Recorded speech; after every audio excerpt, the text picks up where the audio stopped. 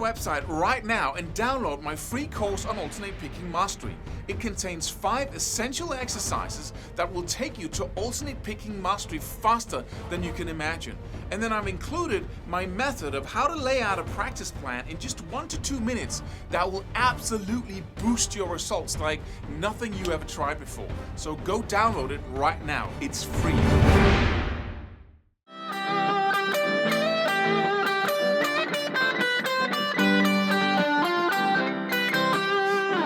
Hey, got a cool question here from a lad who says, I'm playing C major chord, the A minor, the G chord, and the E minor chord 100 times each day, and it takes me 90 minutes.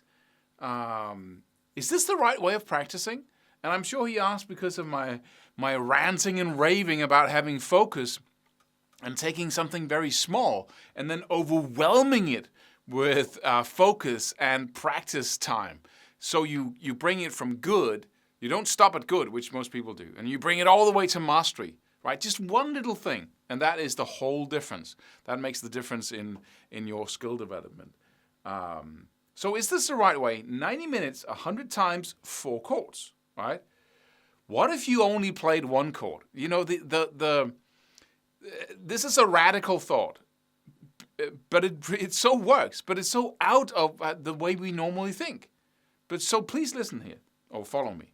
What if you did just 1 chord? If you took just the C major chord, it can be anything, can be a sequence, can be anything. Just the simplest thing you can possibly imagine practicing within whatever area you're looking at, bringing all the way to mastery. A C chord. And what is really the challenge when you do just a chord like that? Well, it is, for your fingers to find the right place just behind the neck, to mute the low E string, whatever it is, right? First of all, you want to skip the strumming. I don't really know why you only play those 4 chords 100 times. Are you strumming in between each chord? Drop it. Know what you're practicing. Are you practicing strumming or are you practicing fretting the chords? You need to focus, right? And if you focus on 2 things, that's not having a focus, right? That's the definition of no focus, is focusing on 2 things at once, which is impossible, which is, not focused.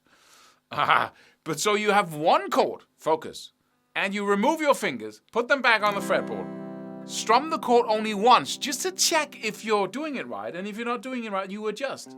But you don't try to do it fast. Why would you try to do it fast? You want to fret the chord. That's what you're practicing. Practice what you want to learn, right? I want to learn to play a perfect C chord. So don't play a messy C chord and then adjust. Practice doing it right the first time. Test. Remove your fingers, right? Back. Remove your fingers. Strum only once. And pretty soon, because you have so much focus here, you increase speed automatically without thinking about it, because you just become better at it by focusing on accuracy and precision and focus. Right? Then let's say you get so you can play that 1 C chord every other second. So it takes you 1, 2, 1, 2. That's how fast you can do it, right? I just, I have my little calculator here on my phone. If you do it once each second for 90 minutes, that 1 C chord, you do it 5,400 times compared to 100 times in 90 minutes for the 4 chords. 5,400. But let's say you can only do it like, a quarter. You take 4 seconds. Right? That's a really long time for that 1 C chord. 1, 2, 3, 4, 1. Then you can say that's about 1,500 times during that. That's like an increase of 150%. Is that it? No, 10, 15 times. Sorry. It's 15 times the 100 times you did the 4 chords. And the magic happens that you get faster, right? You get better faster at that one little thing because that's all you do. Please follow me here, right?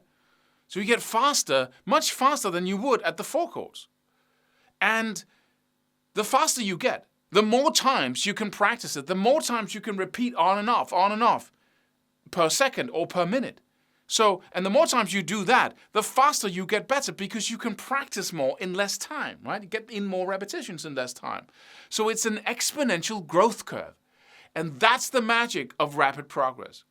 If you don't follow the exponential growth curve, you won't progress in a straight line. It doesn't work like that. You'll just drag yourself across the ground and wonder why you don't develop as fast as some people.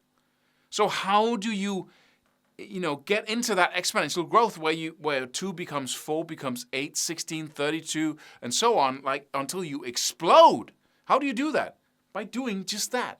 By skipping the 4 chords and focusing on 1.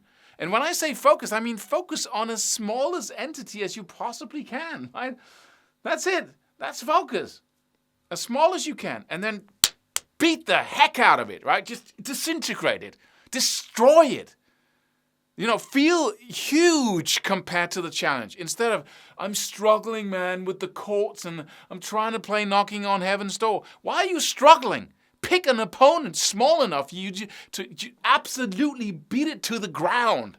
And don't stop when you're good at it, because that's the whole secret. You practice that C major. And then when I'm good now, I can do it. No. Go to twice the speed of that when you feel confident. Go to twice that. Go to bam, bam, bam, bam, bam. C, right? Go to that level, just all the way to the top. Most people don't because they don't think they can. They don't, I'm not that kind of guy. That's the unconscious belief. I'm not a guy who can go, right? Or whatever it is that you really dream of doing if you thought you could do it. Just move all the way to the top. It's not harder than going for good. It isn't. You just push even harder to get all the way. You put in, just do it, right? But when you have focus, you can get in so many repetitions. Instead of practicing it 100 times, you practice it 5,400 times when you get to a second. When you can do 2 each second, you practice it 10,800 times, right? And perhaps learn to calculate numbers in your head as you do it, right? So you expand incredibly. You practice like you get, 1,000 times more even, out of your practicing. I can't calculate, so you do the math, right? And then what about the 3 other chords, Claus? Then I won't be able to do the G and the C and the whatever, right? And I'll start from the bottom again. And I have to spend another month learning a new chord. No. Because now, by taking it all the way to the top, you have ingrained the patterns, first of all, of learning. You're totally confident that you can reach top level, world-class, out of this world mastery at anything, first of all. Total confidence. The self-doubt is disintegrated. So now you just do the thing because you know you can do it. I'm just doing the thing.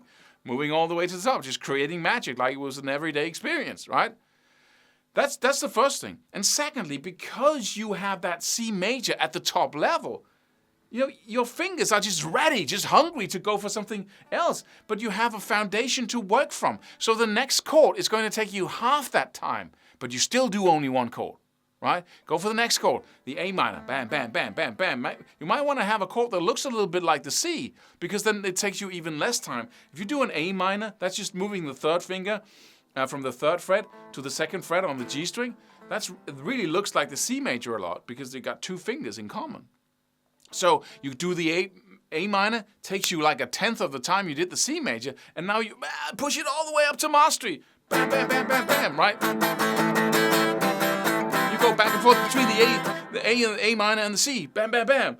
And then you take on a new chord. That's even faster, and a new, and a new, and a new. And suddenly you develop like crazy, and everybody's going to point to you and say, oh my God, isn't he talented? Right? No, you're just intelligent. Intelligent action.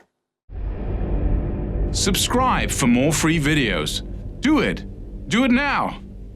Do it.